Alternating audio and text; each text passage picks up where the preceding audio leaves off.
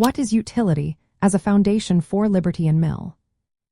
Imagine a society where everyone is free to pursue what makes them happy.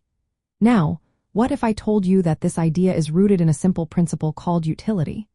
John Stuart Mill, a key thinker in liberalism, believed that the best way to justify individual freedom is through the idea of utility. Utility means the greatest happiness for the greatest number. Mill thought that actions and policies should aim to increase overall well-being, not just serve some abstract rights.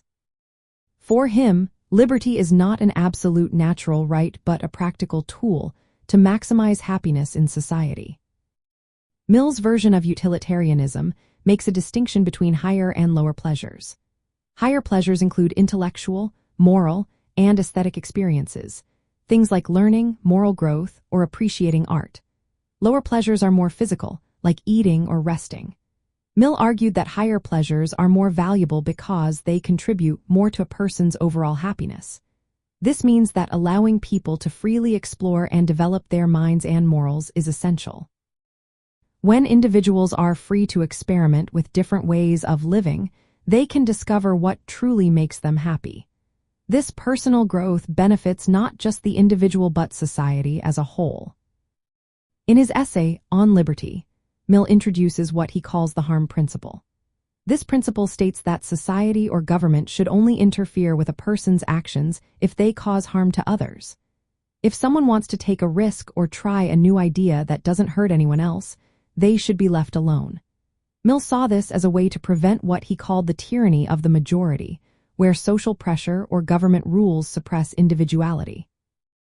Protecting personal freedom allows diversity and different ways of life to flourish, which in turn can lead to new ideas and improvements for everyone. From a utilitarian point of view, respecting liberty makes sense because it encourages social experimentation. When people are free to try new beliefs or lifestyles, society can learn what works best. This process of trial and error can lead to better ways of living and greater happiness overall. Mill believed that individual freedom is not just good for the person but also a way to improve society by discovering new ideas and solutions. Mill's support for economic and social freedom, like free markets, is based on this idea. He thought that letting individuals act freely usually results in better outcomes than heavy regulation. Still, he recognized that some government intervention is necessary when harm to others is involved or when social interests need protection. To sum up, Mill's idea that utility is the foundation for liberty means that freedom is not an absolute right but a practical way to promote happiness. Liberty allows people to grow, prevents majority oppression, and helps society improve through diverse experiments in living.